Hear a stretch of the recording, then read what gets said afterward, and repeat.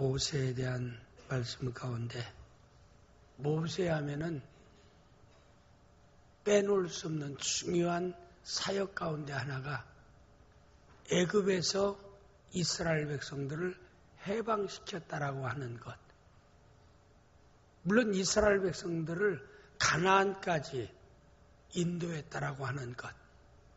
이건 너무나도 모세 하면은 잊을 수 없는 중요한 사건 중에 하나입니다.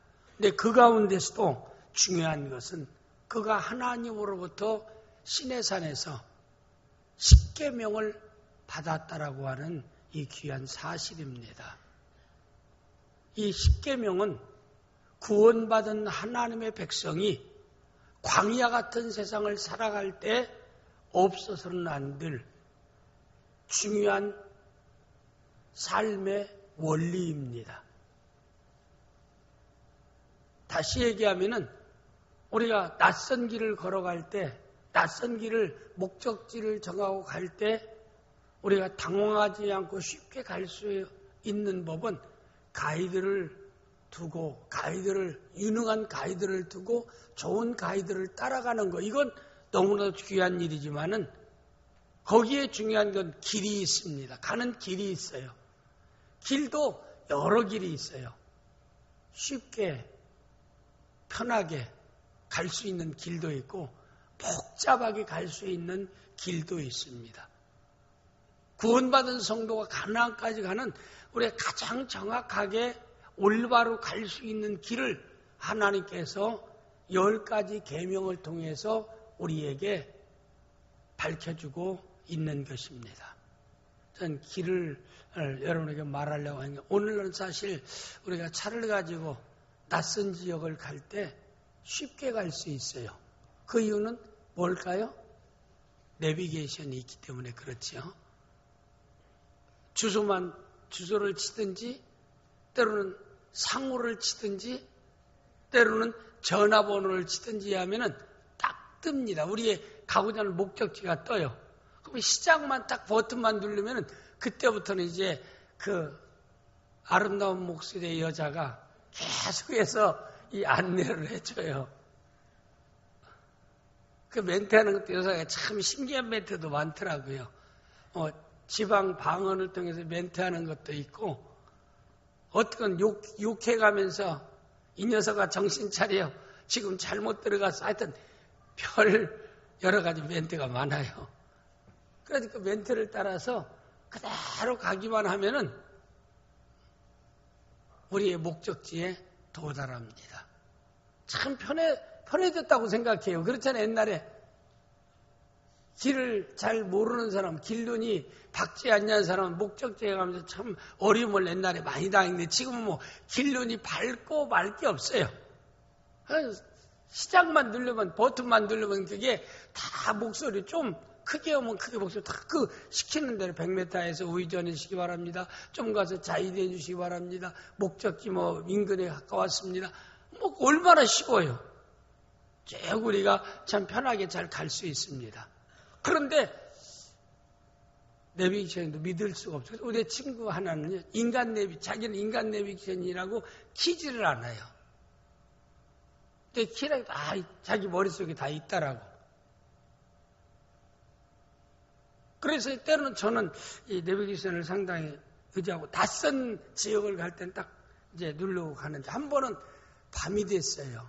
밤이 됐어도 뭐 헤드라이트 켜고 내비게이션만 따라가면 목적지에 도달하니까 걱정 없이 신나게 쭉 달립니다. 그것도 이제 아내 옆에 딱 태우고 신나게 달린다니까 무슨 뭐 또 어떤 사람 이상한 사람 태우고 간다라고 생각할 필요는 없고요. 아내를 딱 태우고 신나게 가는데 밤에 가는데 다 왔습니다 하고 딱 보니까 허허벌판이에요. 아니 허허벌판이 그리고 이렇게 길이 좁은 길로 계속 들어갔습니다. 그런데 그 좁은 길을 왜 이렇게 길이 좁지?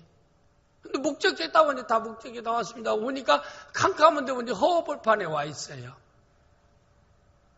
그러니까 내비게이션이 업그레이드 시키지 않아서 옛날 내비게이션이라 이게 재개발돼 가지고요. 우리 목적지 그 지역이 재개발돼가지고 이건 완전히 허벌판되고 다른 데로 재개발됐어요. 근데 그 허벌판에다 대단한데 거기에서요 돌아갈 수가 없어요. 야, 제가 그 뒤에서 뒤로 빼게 가면서 나가는데 운전이 뭐 그렇게 한 30년 이상 했어도 뒤로 가는 건 그렇게 별로 잘 못해요. 제가 사람이 어떤 사람 뒤로 잘 가는 저는 뒤로 가는 데는 참 굉장히 힘들어합니다. 야, 그거 빠져나오는데 가는 데는 한 15분 갔는데 빠져나오는데 1시간 걸렸어요. 잘못하면 뒤에 그거 하면 거기 저녁 한밤중에 11시에 가면 빠지면 내가차 불러기도 그렇고요. 물론 뭐 보험회사 부르면 오긴 오겠지만은 근데 그거 막 빠지 힘들지. 지금부터는 이제는 물론 업그레이드해서 내비게이션 사용하면 상관이 없겠지만은 이것만도 믿을 수 있는 것은 아니다 라고 할 때 느꼈습니다.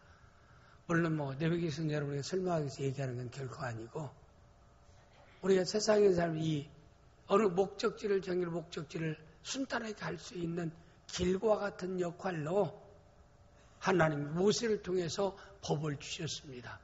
하나님을 어떻게 섬겨야 되는지 그리고 인간과의 관계에서 어떻게 관계해야 되는지 우리가 이 땅에 살아가면서 누구나 관계 속에서 살아가는 겁니다. 혼자 살 수는 없어요. 세상에.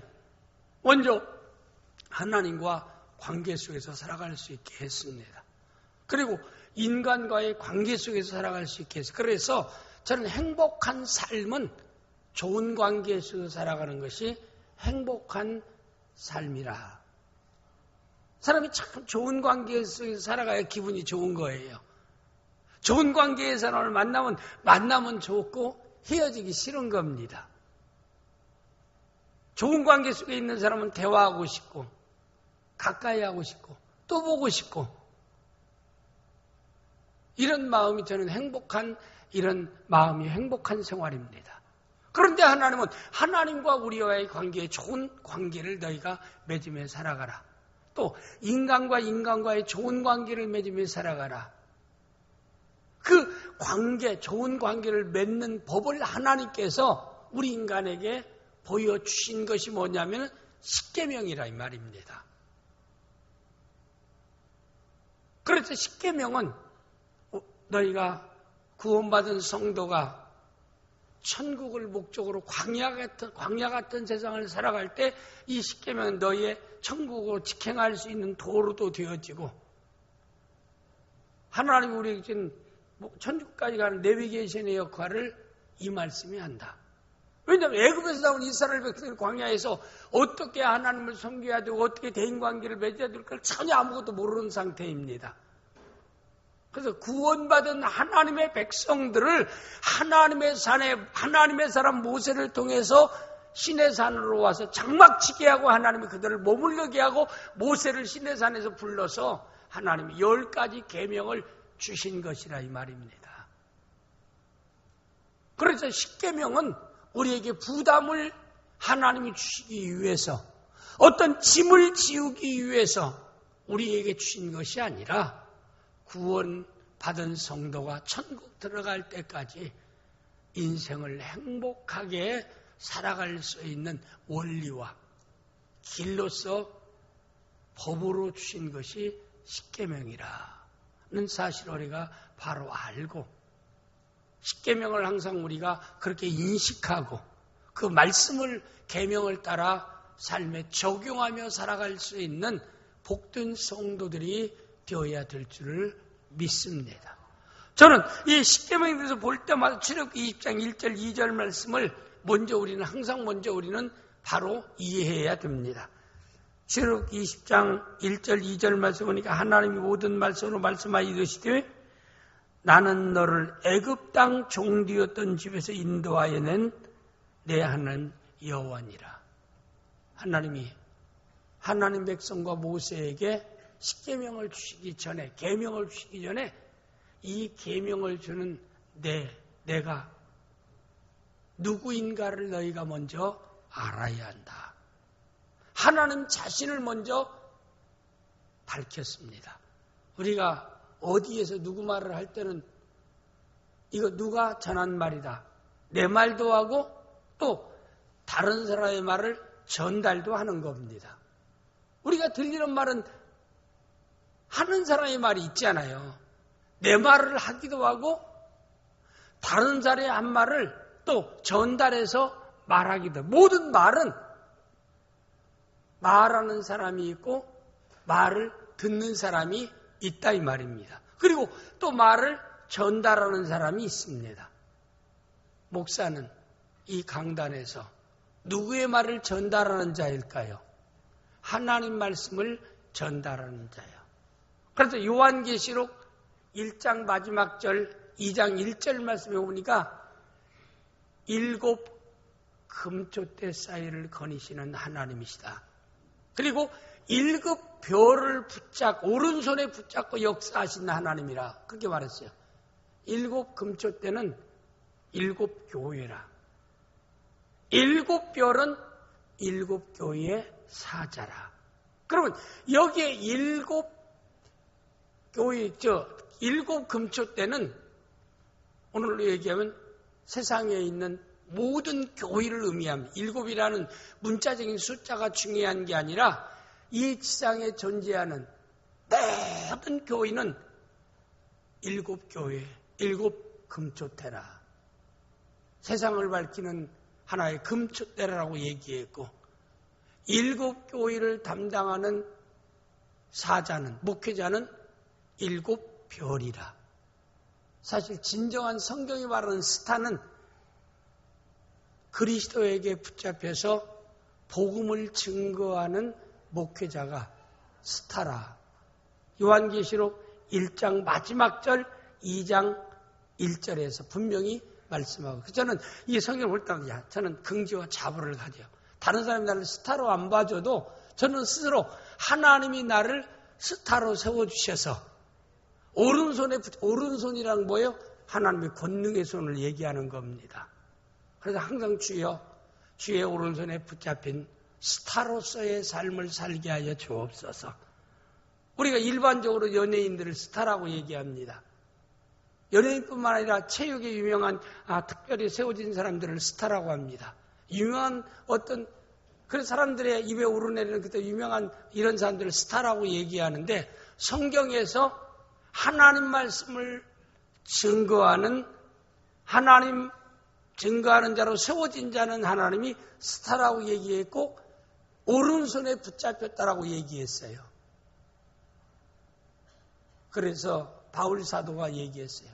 데살로니가 교회 성도들이 바울 사도를 통해서 말씀을 들을 때 사도 바울의 말로 듣지 않냐고. 하나님이 바울 사도를 통해서 나에게 말씀한다. 라고 하나님 말씀으로 들었다. 그럴 때 옥토와 같은 마음밭에 떨어진 씨앗이 100배로 60배로 30배로 결실한 것처럼 결실하는 역사가 있었다라고 말씀하고 있는 겁니다. 하나님 말씀이 여러분의 삶에 실제 생활 가운데 열매로 맺히는 역사가 있기를 주님의 이름으로 축복합니다. 넘어진 자가 다시 세워지는 역사가 있고 죽을 자가 다시 살아나는 역사가 있고 실패한 자가 다시 성공하는 역사가 있고 슬픔에 젖어 있는 자가 기쁨과 평안을 얻는 귀한 역사가 하나님 말씀을 통해서 여러분의 환경 가운데 체험되어지고 간증되어질 수 있기를 주님의 이름으로 축복합니다. 그래서 저는 항상 이 강단에서 말씀을 증거할 때는 나는 주의 오른손에 붙잡힌 스타다. 스타로서의 사명은 복음을 전해야 된다. 복음은 뭘까요?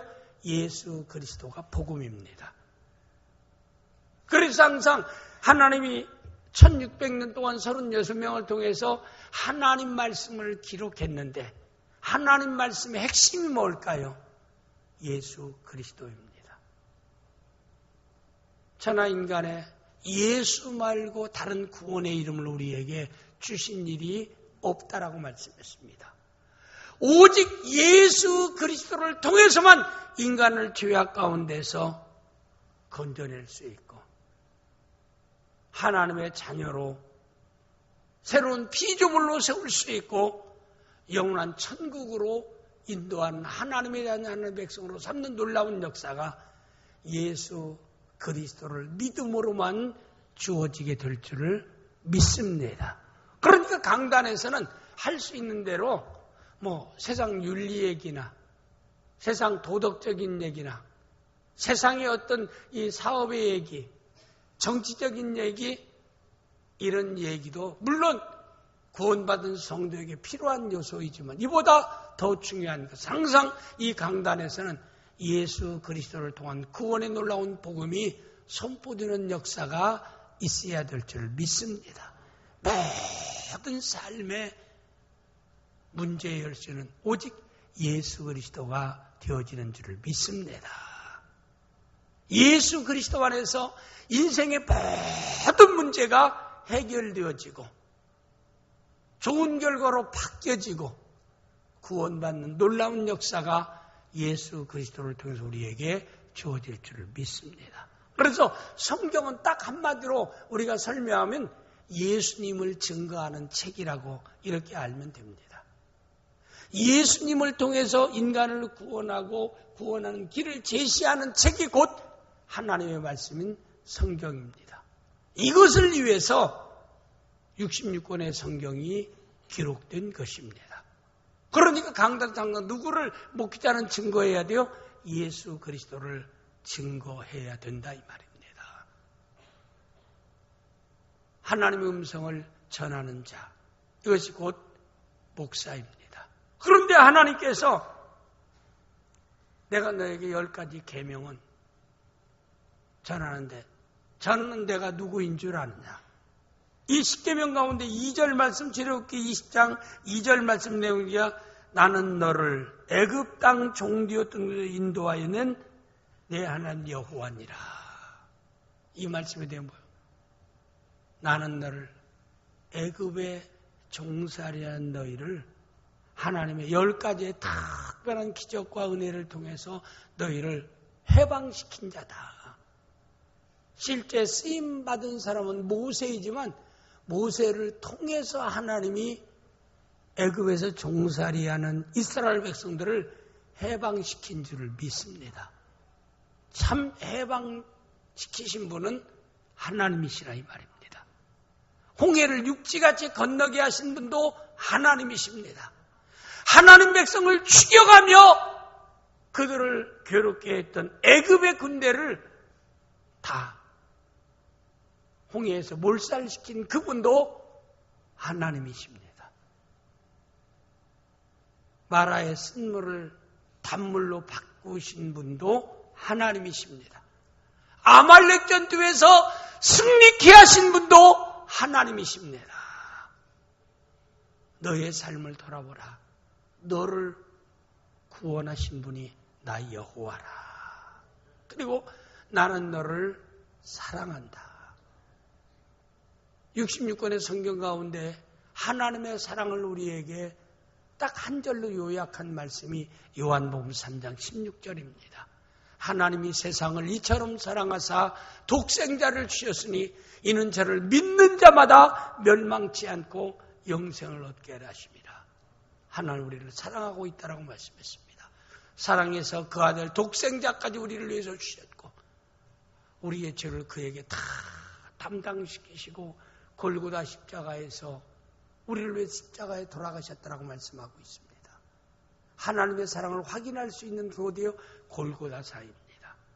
십자가를 볼 때마다 하나님이 이렇게 우리를 사랑하고 있다는 사실을 우리가 볼 수 있는 신령한 눈이 우리에게 열려야 하나님의 사랑과 은혜에 정말 감사하고 감격하며 살아갈 수 있는 귀한 성도가 되어질 줄 믿습니다. 그래서 하나님께서 출애굽한 이스라엘 백성들에게 10가지의 계명을 주기 전에 이 계명을 주는 자가 누구인 줄을 너희가 알라 이 말입니다. 나는 너희를 사랑하는 자라. 또 나는 너희를 구원한 자라. 과거에 구원하시는 건 끝나지 않고 광야 40년의 생활 가운데 네가 크고 적은 여러 가지 어려움 당할 때 아말렉의 전투도 있고 마라의 쓴물도 있고 여리고성도 있고 많은 생의 크고적은 어려움과 역경이 올 때마다 너를 건져낼 자가, 구원해 내는 자가 곧 나 여호와라. 너희들을 가나안까지 들어갈 수 있게 하시는 자가 곧 나 여호와라. 여호와라는 말은 구원자라 이 말입니다. 나는 너를 사랑한다. 독생자를 주의까지 사랑한다. 너희를 가장 사랑하는 자가, 너희를 항상 건져내고 구원하는 자가 너에게 10가지의 계명을 준다. 하나님이 우리를 사랑하는데, 하나님 백성을 건져내서 하나님 백성 삼으시고 사랑하는데, 사랑하는 자에게 짐을 지워주시겠느냐 이 말입니다. 짐이 있으면 그 짐을 대신 지어주시고, 수고하고 무거운 짐진 자들아 다 내게로 오라. 내가 너희를 쉬게 하리라. 하나님의 역사입니다. 내가 계시록에 내가 문 밖에서 두드려도 내 음성을 듣고 부르면 내가 너에게 들어가 너로 더불어 너는 나로 더불어 먹으리라. 주님은 한 번도 우리를 힘들게 하시는 분이 아닙니다. 우리에게 짐이 되시는 분이 아닙니다. 인생에 우리의 모든 어려움 당할 때마다 그 어려움에서 너를 건져내시는 구원자가 나 여호와니라. 이런 여호와 하나님이 우리에게 주시는 10가지 계명은 부담을 지어주기 위해서, 짐 지어주기 위해서 우리에게 주어진 10계명이 아니라 우리를 사랑함으로 주신 것이라 이 말입니다. 우리를 구원하기 위한 방편으로 우리에게 주신 것이 10가지 계명이라 라고 하는 것을 먼저 계명 주신 하나님을 소개하면서 1절, 2절에서 우리에게 말씀하고 있는 말씀의 내용입니다. 로마서 13장 8절 말씀 내용에 보면은 피차 사랑빛 외에는 아무에게도 아무 빛도 지지 말라. 남을 사랑한 자는 율법을 다 이루었느니라. 10절 말씀 내용에 보면은 사랑은 이웃에게 악을 행하지 아니하나니 사랑은 율법의 완성이니라 라고 하는 것을 여기서 말씀하고 있습니다. 또 하나님 우리에게 율법을 주신 것은 언약의 관계 속에서 우리에게 주신 것입니다. 너는 내 백성이다. 내 백성은 그 언약적인 하나님의 관계에서 사랑과 하나님 백성으로 뗄래야 뗄 수 없는 그 국간 언약의 관계 속에 내가 이 계명을 너에게 준다. 그런데 이 계명을 받은 하나님의 백성은 하나님과 언약적인 관계가 있어요. 하나님께 속한 자입니다. 하나님의 백성입니다. 하나님의 자녀입니다. 너는 광야 같은 세상 살지만 너희를 내가 가나안 땅으로 인도하여 드리리라. 힘들고 어려운 세상을 살아가지만 반드시 너는 이 세상을 떠날 때 천사들을 보내서 고통과 눈물과 괴로움이 없는 영원한 천국으로 내가 너희 영혼을 천사를 등에 받들어서 내 영혼 천국에 들어가게 하리라. 이렇게 하나님이 언약적인 백성이라는 것을 위해서 하나님이 계명을 주셨다라고 말씀하고 있습니다. 그래서 출애굽기 19장 5절 6절 말씀을 보니까 세계가 다 내게 속하였나니 너희가 내 말을 잘 듣고 내 언약을 지키면, 이거 뭐야? 10계명입니다.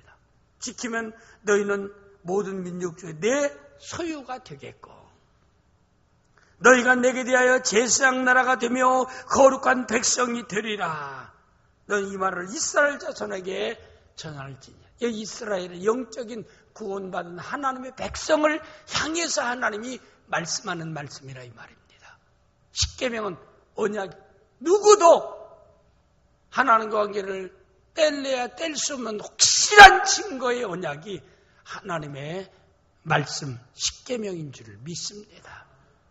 그래서 여러분과 저는 10계명이라는 것은 우리가 어떤 하나님이 짐지우기 위해서 어떤 부담을 주기 위해서 우리에게 주어진 계명이 결코 아니라는 거.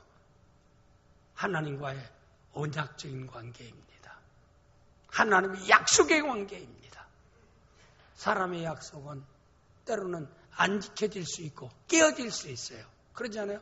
저는 항상 결혼식에 가서 서약을 하게 합니다. 언약을 하게 돼요.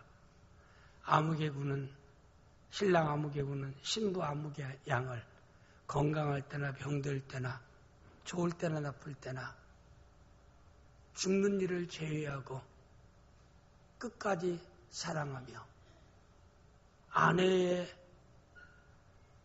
남편으로서의 대의와 의무와 정조를 굳게 지킬 것을 살아계신 하나님과 모든 증인들 앞에서 맹세합니까? 서약합니까? 꼭 결혼식에서 중요한 건 서약받는 게 중요하지 않아요. 주례가, 물론 우리는 하나님께서 기름 부어 세우신 목회자는 축복권이 있어요. 그래서 이 주례라는 거요, 대통령이 쓰는 것보다도 목회자가 써야 돼요. 왜냐하면 목회자에게는 기름 부어 세워준 목회자는 축복권이 있어요. 축복권이라는 건 현금 주는 것도 아닙니다. 다른 세상적인 명의가 있는 것도 아니지만 하나님이 축복권을 가진 목회자를 통해서 하나님이 복을 빌면 하나님 주시겠다는 하나님의 약속입니다. 그래서 소중한, 그래서 참 안타까운 것은 때로는 우리 중직 권사나 집사 같은 사람들이 이 자녀 결혼을 할 때 그걸 사장이나 대학 교수나 총장이나 국회의원들은 대략 안 쓰지만 이런 사람들을 세워야 된다고 세우면 너무나 참 안타까워요. 참 너무나 안타깝다. 저는 나이롱 권사다. 나이롱 집사다. 어떻게 내 사랑하는 분신과 같은 자녀가 새로운 사회에 새로운 가정을 출발하는데 어떻게 하나님의 기름 부어 세우신 목회자를 통해 축복받으면서 출발할 수 있도록 해야지 어떻게 그럴 수 있느냐. 너무나 안타까운 겁니다.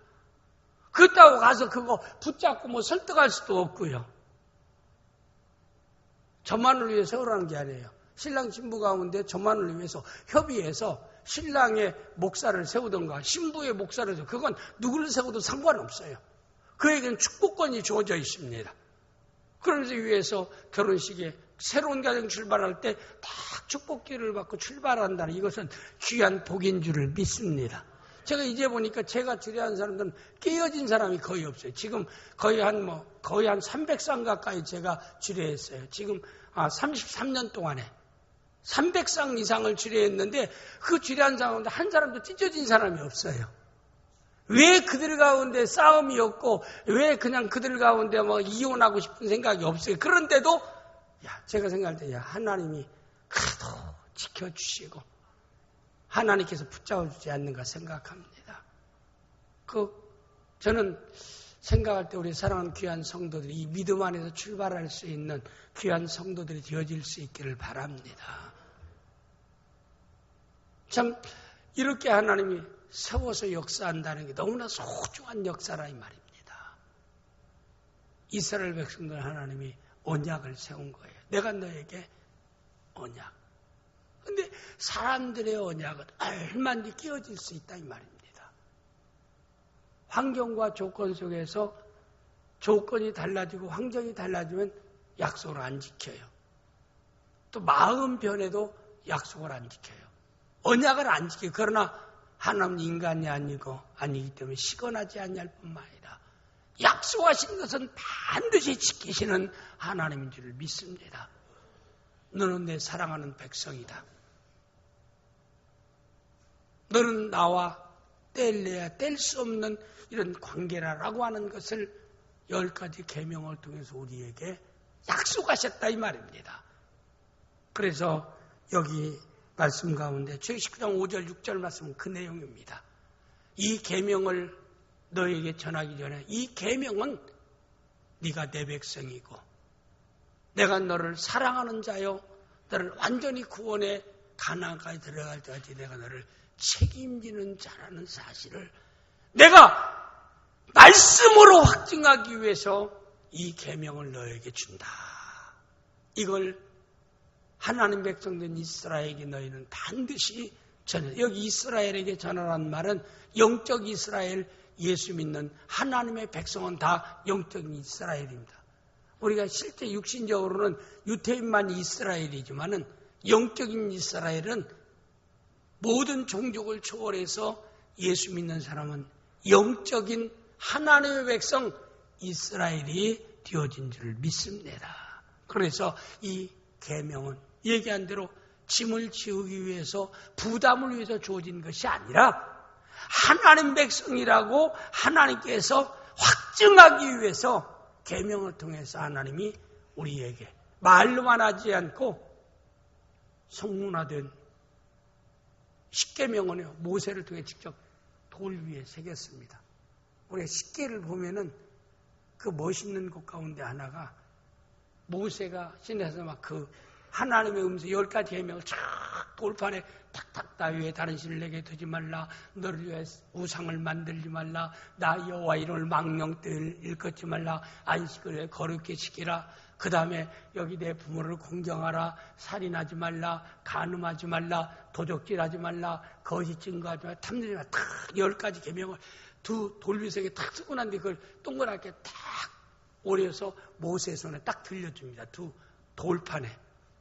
이게 십계명에서 가장 중요한 하나의 그 중요한 그 십계명에서 거기 나오는 거. 또 한 가지는 이스라엘 백성들 애굽에서 그 홍해 건널 때 물이 쫙 지팡이를 물에 댕다가 쫙 가르지만 물벽이 쫙 세워지고 마른 땅같이 되어서 백성들이 쫙 지나갈 때 물이 넘실넘실할 때 십계명에서 가장 중요한 요소이기도 합니다. 그래서 이 종교적인 영화는 옛날에 지금 또 새로운 종교적인 영화를 지금 미국에서 할리우드에서 계속 지금 제작한다고 그래요. 지금 옛날에 그 멋있는 영화나 종교적인 영화 있잖아. 배너 같은 데서도 마찬가지고 배너에서도 그 누이가 그 동굴 문둥병 가운데서 예수님 십자가에 탁 들어갈 때 불 쫙 하면서 막 건강해지는 거 그거. 그리고 막 로마의 원인극장을 돌아갈 때 그 멋있는 그 마차 경기 이런 것들은 우리가 머릿속에 탁 볼 때마다 느껴지는 것이잖아요. 십계명에서도 저는 너무나 멋있는 것이 홍해 건넌 것도 건넌 것이지만 모세가 막 하나님 앞에 10가지 계명을 칙칙 받을 때요 소름이 쫙 끼칠만 해요. 막 거기에 제 몰입되어집니다. 이렇게 하나님께서 계명을 하나님이 직접 글로 써서 돌판을 만들어서 모세에게 주었던 것이 10가지 계명입니다. 너는 내 백성이다. 너는 나에게 속한 자다 이 말입니다. 내가 너를 지켜주리라. 내가 너와 함께하리라. 나는 내 편이라. 우리가 세상 살아갈 때 내 편 된 사람이 강한 자라고 하는 거 이게 참 우리에게 행복입니다. 여러분 그렇잖아요. 여러분 편에 지어지는 사람이 항상 여러분에게 거침돌이 되는 사람이 여러분 편이 되고 실패하는 사람이 여러분 편이 되보세요. 항상 그 사람 때문에 스트레스 받고 그 사람 때문에 고통당하는데 여호와 하나님 여러분 편입니다. 우리는 하나님 편에 속한 자입니다. 너는 내 편이라. 너는 내 백성이다. 내가 너와 함께하마. 내가 너를 지켜주마. 내가 너를 인도하마. 이런 확실한 보장으로 하나님이 귀한 십계명을 우리에게 주셨다는 거. 여러분 결코 십계명을 짐으로 여기지 마시기 바랍니다. 10가지 계명을 우리 예수님이 세 계명으로서도 완전된 계명을 예수님이 주셨습니다. 마태복음 22장 30절 40절 말씀 내용에 보면은 마태복음 22장 37절에서 40절 말씀에 보면 예수께서 이르시되 내 마음을 다하고 목숨을 다하고 뜻을 다하여 주 너희 하나님을 사랑하셨으니 이것이 크고 첫째 되는 계명이에요. 둘째는 그와 같은 내 이웃을 내 자신같이 사랑하라 하셨으니 이 두 계명이 온 율법과 선지자의 강령이라. 예수님이 새로운 계명을 주셨다라고 얘기했는데 그 계명은 딱 사랑하는 계명인데 첫째는 하나님과 관계 속에서 지켜야 할 계명, 이웃과의 관계를 지켜야 할 계명. 모세를 통해서 주어진 1계명에서 4계명까지는 하나님과의 관계 속에서 지켜야 할 계명, 5계명에서 10계명까지 이웃과의 관계를 지켜야 할 계명. 예수님이 주신 것도 첫 번째 계명은 주 너희 하나님을 사랑하라. 두 번째 계명은 내 이웃을 사랑하라. 이 사랑이, 하나님 사랑, 이웃 사랑은 모세를 통해서 주어진 10가지 계명을 따라 살아가는 생활이다 이 말입니다. 하나님 사랑하는 사람은 어찌 다른 신을 사랑한다고 다른 신을 섬길 수 있겠습니까? 하나님 사랑하는 사람이 어찌 우상을 만들고 그에게 절할 수 있겠습니까? 하나님 사랑하는 사람이 어찌 하나님의 이름을 망령되게 욕되게 할 수 있겠습니까? 하나님 사랑하는 사람이 어찌 하나님께 예배하는 거룩한 성의를 귀하게 여기지 않겠습니까? 이웃을 사랑하는 사람이 부모를 어찌 공경하지 아니할 수 있으며, 이웃을 사랑하는 사람이 어찌 살인할 수 있으며, 간음할 수 있으며, 도둑질할 수 있으며, 탐낼 수 있으며, 거짓 증거할 수 있겠느냐 이 말입니다. 그래서 우리 예수님은 내가 너에게 새로운 계명을 주노니 너의 행복한 삶을 위해서, 하나님과의 좋은 관계를 위해서 하나님 사랑하고, 두 번째는 이웃과의 좋은 관계를 위해서 사랑하며 살아가라. 사랑하는 마음을 품고 살면은 먼저 나와 함께하는 사람이 즐겁고, 그러면 내 자신이 기쁨이 있는 줄 믿습니다. 여러분 주위에 여러분을 사랑하는 사람이 있다고 생각해 보세요. 만나고 싶은 사람이요, 헤어지기 싫은 사람입니다. 대화하고 싶은 사람이에요. 사람이 사랑하면 대화를 얼마나 많이. 그러나 사랑이 없고 증오와 미움이 있으면 대화는커니 꼴도 보기 싫은 거예요. 함께 있기도 싫은 겁니다. 제발 좀 내 눈에서 좀 안 보일 수 없니? 누구의 그런 얘기? 싫은 사람, 사랑이 없는 미움의 대상은 사랑하는 사람. 너희가 하나님을 사랑하라, 이웃을 사랑하라. 우리는 하나님 말씀을 지키되 하나님을 사랑하는 마음 가지고 하나님 말씀을 지킬 수 있는 성도가 되어라. 너희가 나를 사랑하고 내 계명을 지키면 수천 대까지 너에게 은혜를 주시리라. 10가지 계명은 사랑하는 마음 가지고 지키라 이 말입니다. 사랑하는 마음으로 말씀을 따라 사는 것은요, 그게 짐이 되지를 않아요. 사랑하는 자녀를 위해서 내가 수고해도요, 어려운 일을 해도 그게 내 마음에 보람이 되고 즐거움이 되는 거예요. 그러나 사랑이 식어지면은 조금만 수고해도 짜증나고 힘들고 어려운 겁니다. 우리는 하나님의 관계 속에 행복한 삶을 위해 주어진 10가지 계명, 하나님을 사랑하는 마음으로, 이웃을 사랑하는 마음으로 삶에 적용해서 여러분 자신의 마음도 즐겁고 여러분의 삶도 하나님의 영광 드러나고 복되게 광야 같은 세상 승리하며 살아가는 복된 성도들이 되어질 수 있기를 주님의 이름으로 축복합니다. 기도하겠습니다.